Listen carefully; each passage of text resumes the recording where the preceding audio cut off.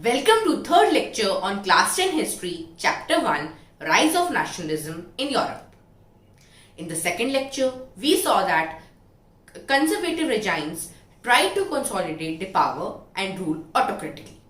This was opposed by the educated middle class people who wanted liberalism and nationalism. Due to these clashes between the conservatives and the liberals, a lot of revolutions took place all over Europe in the period of 1830 to 1848. Let's study about them. So, there were two major revolutions during this period of 1830 to 1848. The first is the July Revolution in France in 1830.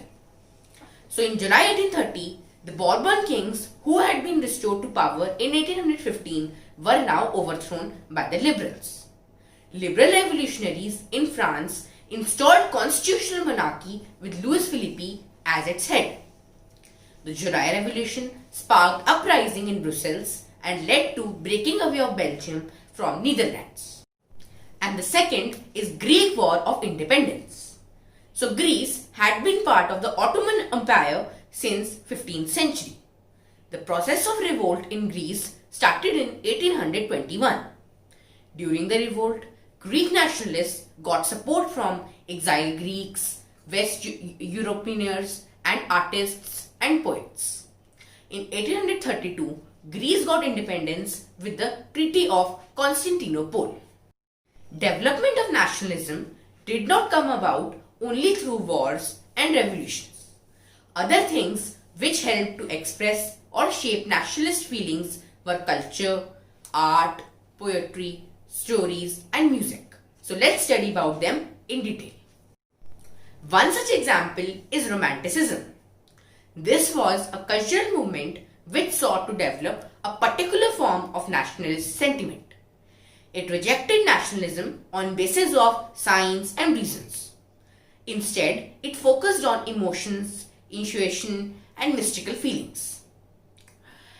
Language is also an important role in developing nationalism. For example, Poland was taken over by Russia after the Battle of Waterloo, and Russian language was imposed everywhere. Many members of the Polish clergy began to use language as a weapon of national resistance. So they refused to teach in Russian, and they said that they will teach only in Polish. But Polish language was abolished and Russian was only imposed. So that's why a large number of priests and bishops were put in jail as punishment for their refusal to preach in Russian. Now let's discuss about some famous romantics. First, Johann Gottfried Herder. Now he was a German philosopher. He claimed that true German culture was to be discovered among the common people, that are the Das Volk. Nationalism is to be promoted by folk songs, folk poetry, etc. And the second romantic was Karol Kupczynski. He celebrated national struggle through operas and music. So he was a music composition and he celebrated national struggle through operas and music. And he also turned many dances into nationalist symbols. Now let's discuss the economic condition of Europe in the period of 1830 to 1848. So this was a period of great economic hardship. This had many causes like enormous increase in population which led to unemployment. Second, migration of people from rural areas to overcrowded slums in cities. Third, the small producers faced stiff competition from the imports of machine-made goods, especially in the textile industries.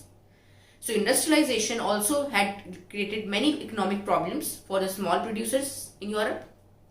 Fourth, in the regions where aristocracy was still in power, the peasants struggled under the burden of feudal dues.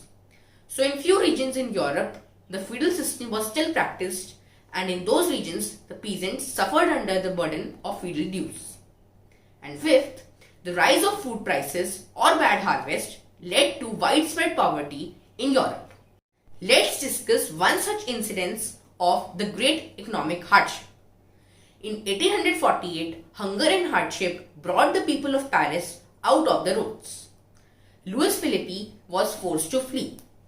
The National Assembly brought many changes, like the right to vote to all adult males above the age of 21, the right to work, and national workshops to provide employment were set up by the Assembly.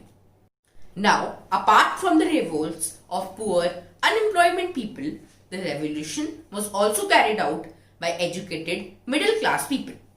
Let's discuss more about this revolution of liberals in 1848. So the middle class people demanded creation of nation state on parliamentary principles. They demanded a constitution, freedom of press and freedom of association. So let's talk about few revolutions by the middle class people.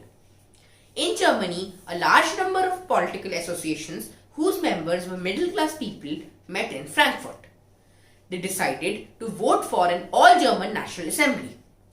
All the elected representatives were from middle class. Now this was because in the all-German National Assembly, many members were the middle class people. So if this assembly was elected, then obviously all the representatives will be from the middle class. Hence, parliament was dominated by middle class people. The parliament resisted demands of workers and artisans and lost their support.